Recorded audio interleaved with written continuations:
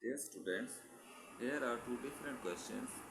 Look here, under root 3 plus under root 3 plus under root 3 plus under root 3 over 3.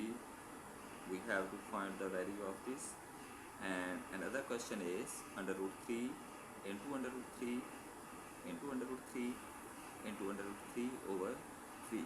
We have to find answer for both of these questions. So first of all, we will solve this question here. Solution: equal sign under root 3 plus under root 3 plus under root 3 plus under root 3 over 3. So in algebraic expression we have a property: we can take common under root 3 from all these values. So here under root 3 is common, so we will take it out here. Here will remain 1 1 1 here and 1 here.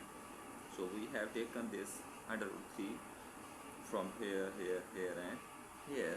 If you multiply this inside, we will get again this value, okay, over 3. Now in next we can do this 1 2 3 4, we add them and it will become 4. So we are multiplying this under root 3 with 4 over under 3. So here 4 under root 3, and this under 3 can be written as under root 3 under root 3. So we can cancel this value with this one. So our answer will be 4 over under root 3. This is our answer for this question. Okay, we have solved this.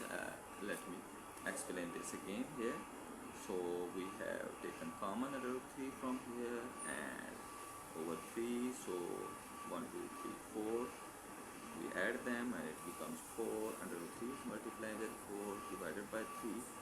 So we can write this under root 3 like under root 3 into under root 3.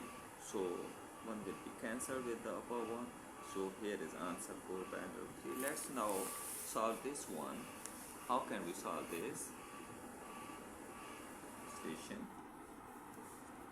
we take this here under root 3 under root 3 under root 3 under root 3 and divided by 3.